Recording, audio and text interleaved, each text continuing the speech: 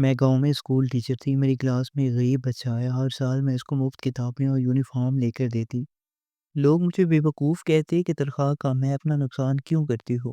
پھر 8ویں کے بعد وہ بچہ اچانک غائب ہو گیا۔ 10 سال بعد میری ریٹائرمنٹ ہوئی تو مجھے بلڈ کینسر ہو گیا۔ علاج کروانے گئی تو ڈاکٹر بولا پہلے بل بھر دو۔ میرا بیٹا مجھے ویل چیئر پر بٹھا کر واپس لے جا رہا تھا تو اسی اسپتال میں اسسٹنٹ کمشنر نے دورہ کیا۔ جیسے ہی اسسٹنٹ کمشنر صاحب نے مجھے ویل چیئر پر دیکھا تو کہتے ہیں نیکی کبھی رائیگاں نہیں جاتی۔ ایک اچھا اور نیک نیتی سے کام کیا گیا عمل ایک بیج کی طرح ہوتا ہے جو وقت گزرنے کے ساتھ ساتھ تناور درخت بن جاتا ہے اور آپ کو فائدہ دیتا ہے۔ اس کی چھاؤں میں آپ ٹھنڈک محسوس کرتے ہیں اور اپنے وجود میں ایک نئی راحت اور ایک نئی تازگی محسوس کرتے ہیں۔ میرا نام تابندہ ہے۔ میں نے ایک غریب محنت کش گھرانے میں آنکھ کھولی تھی۔ میرے ابو سبزی فروش تھے اور ماں سیدھی سادی گھریلو خاتون تھی۔ ہم 5 بہنیں تھیں۔ ہمارا ایک ہی بھائی تھا جو ہم سبھی بہنوں میں سے سب سے چھوٹا تھا۔ ہماری ماں پڑھی لکھی نہیں تھی، اس لیے وہ تعلیم کی اہمیت سے بے خبر تھی۔ انہوں نے کبھی بھی ہم بہن بھائیوں کو پڑھانے یا اعلیٰ تعلیم دلوانے کے لیے کبھی تگ و دو نہیں کی تھی، جبکہ ابا کو بہت شوق تھا کہ ہم سبھی بہن بھائی پڑھ لے کر کسی قابل بن جائیں۔ ہم گورنمنٹ اسکول میں پڑھتے تھے۔ اماں کو اس بات پر بھی خلش تھی کہ لڑکیوں کی فیس میں اتنے پیسے جا رہے ہیں، یہی پیسے اگر بچ جاتے تو کسی کام آ جاتے۔ کل کو ان کی شادی کرنی ہے، انہیں جہیز دے کر رخصت بھی کرنا ہے، تب ابا انہیں سمجھاتے کہ تعلیم حاصل کرنا ہر انسان کا بنیادی حق ہے۔ آج کل کے زمانے میں بغیر تعلیم کی لڑکیوں کی کوئی اہمیت نہیں اور انہی لڑکیوں کے رشتے بھی آسانی سے ہو جاتے ہیں جو پڑھی لکھی ہوتی ہیں، کسی قابل ہوتی ہیں۔ ابا کی اس گفتگو کا خاطر خواہ اثر ہوا تھا اور اماں نے ہمارے پڑھنے لکھنے پر پھر کوئی پابندی نہیں لگائی تھی۔ گورنمنٹ کالج سے میں نے گریجویشن کیا تھا۔ میری بہت خواہش تھی کہ میں آگے یونیورسٹی میں جاؤں، مگر اپنی اس خواہش کو میں کبھی بھی زبان پر نہیں لا سکی۔ بھائی چھوٹا تھا اور اماں اگر میری اس خواہش کو جان لیتی تو میری جان لے لیتی۔ وہ تو کب سے ابا سے اصرار کر رہی تھی کہ میرا کوئی رشتہ دے کر میری شادی کر دے۔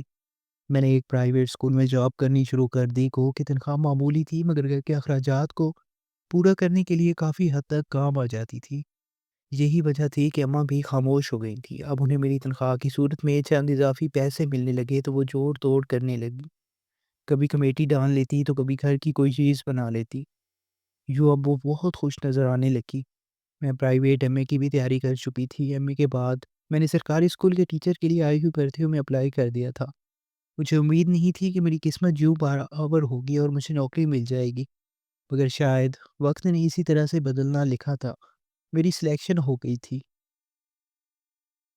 اس دن ہم سبھی لوگ بہت خوش تھے۔ یہ ہمارے گھر کی پہلی خوشی تھی۔ ابا کا سر فخر سے بلند تھا اور اماں بھی بار بار مجھے خود سے لپٹائے ہوئے دعائیں دے رہی تھی۔ ان دونوں میرے رشتے میں خوب دن آنے لگے تھے۔ خاندان کے وہ لوگ جنہوں نے کبھی برے وقت میں ہمیں پوچھا نہیں تھا، اب جب انہیں میری نوکری کے بارے میں پتہ چلا تو اپنے اپنے بیٹوں کی شادی کا میرے لیے پیغام لے کر آ گئے۔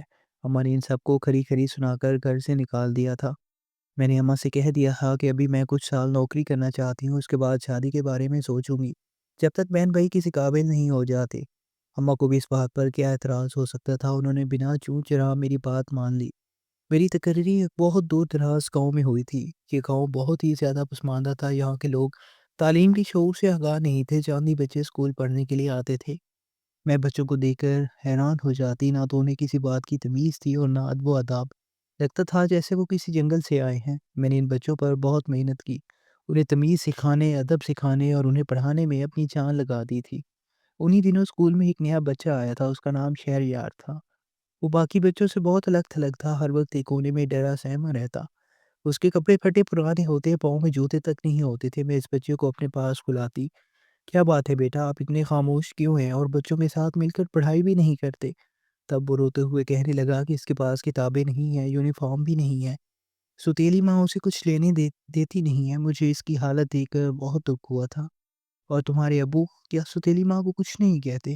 اس نے مجھے روتے ہوئے بتایا کہ اس کے ابو فوت ہو گئے ہیں اور تب سے اس کی حالت بہت زیادہ خراب ہے۔ میں نے اپنے پاس سے اس بچے کو کتابیں اور یونیفارم لے کر دیا تاکہ میں اسکول میں آ کر اپنی پڑھائی کو جاری رکھ سکی۔ اس بچے کے حالات جاننے کے بعد میں اس پر باقی بچوں سے زیادہ توجہ دینے لگی تھی۔ وہ جیسے توجہ کو ترسا ہوا تھا، روتے ہوئے اپنی توتلی زبان میں خود کے ساتھ پیتے ہوئے ظلم کی رودات بتانے لگا تو میرے لیے اپنے آنسوؤں پر بند باندھنا مشکل ہو گیا تھا۔ وہ کتنے کتنے دن تک بھوکا رہتا تھا۔ سوتیلی ماں اسے روٹی کے سوکھے ٹکڑے دے دیا کرتی تھی۔ ٹھیک جی، میں نے پانی میں بھگو کر کھایا۔ मैंने भी गुर्बत देखी थी, मुझे भी गुर्बत का एहसास था, मगर इस गुर्बत में भी हमारे माँ-बाप ने हमें मोहब्बत दी थी, तभी इसकी तलख़ी का एहसास कदरे कम था, मगर वो बच्चा तो गुर्बत के साथ-साथ कम मायगी की एहसास से भी रोशनास हो रहा था। उसे अपने पास बिठाकर प्यार किया तो गाँव में एक तूफ़ान खड़ा हो गया। एक दोपहर जब मैं स्कूल से घर की तरफ रवाना हो रही थी, तो गाँव की चंद मामिर ख़वातीन और कुछ मर्दों ने मेरा रास्ता रोक लिया, उनमें गाँव के चौधरी और मस्जिद का ख़ादिम भी शामिल था। चौधरी ने खंगार कर कहा, बाशी आप शहर से आई हैं, आपको इन लोगों की असल हकीकत का इल्म नहीं। आप जिस शहरयार के सर पर हाथ रख रही हैं, वो इस गाँव के लिए काली रात की तरह है। मैं हैरान रह गई और पूछा, चौधरी साहब वो एक मासूम बच्चा है।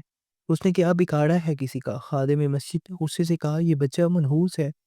ये पैदा हुआ तो अपनी सगी माँ को खा गया, यानी वो जहन्नम देते ही मर गई। फिर जब ये थोड़ा बड़ा हुआ और चलने फिरने के काबिल हुआ, तो उसका बाप जो एक हट्टा-कट्टा किसान था, अचानक बीमारी का शिकार होकर चल बसा।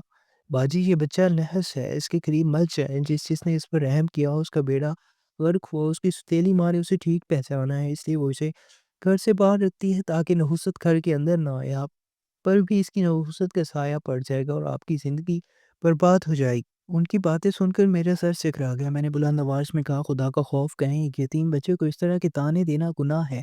ज़िंदगी और मौत अल्लाह के हाथ में है, किसी इंसान के बस में नहीं। मैं एक उस्तानी हूँ और मेरा काम जहालत दूर करना है, ना कि तुहम परस्ती को पालना। मैं वहाँ से गुस्से में चली आई, मगर गाँव वाले ने मेरे बारे में अजीब व गरीब बातें फैलाना शुरू कर दी कि शहर से आई ये उस्तानी जादू टोने में यकीन रखती है, जो शायद उसे अपनी ज़िंदगी प्यारी नहीं। मैंने 5 साल तक इन बातों की परवाह नहीं की। शहरयार रोज़ाना स्कूल आता, मैंने उसे यूनिफ़ॉर्म लेकर दिया, उसके फटे हुए जूतों की जगह नए जूते दिए। वो मेरी छोटी-सी तवज्जो पर ऐसे मुस्कुराता जैसे इस कायनात की सारी दौलत मिल गई हो। मैंने उसे उर्दू, रियाज़ी और अंग्रेज़ी के साथ-साथ ज़िंदगी जीने का हुनर सिखाया। वो बच्चा जिसे सब मनहूस कहकर धुतकारते थे, मेरी क्लास का सबसे ज़हीन तालिब इल्म बनकर उभरा। फिर वो दिन आ गया जब मेरा तबादला मेरे अपने शहर में हो गया। वो दिन क़यामत से कम ना था। शहरयार को जब पता चला कि मैं जा रही हूँ, तो वो स्कूल की दीवार से लगकर घंटों रोता रहा। मैंने उसे समझाया, शहरयार मैं जा रही हूँ, मगर तुमने पढ़ना नहीं छोड़ना, ये किताबें तुम्हारी बेहतरीन दोस्त हैं। यही तुम्हें इस गुर्बत और इस बदनामी से निकाल लेने की।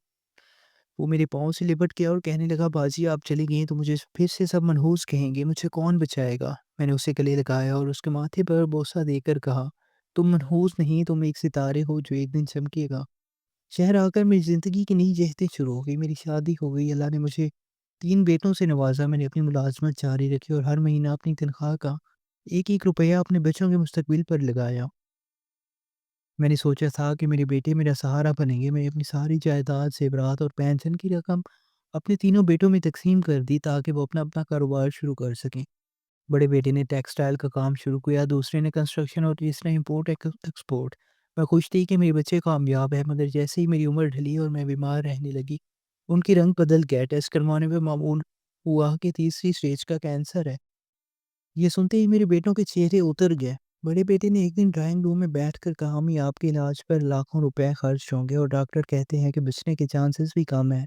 हमने सारा पैसा कारोबार में लगा रखा है, हम इतना बड़ा बोझ नहीं उठा सकते।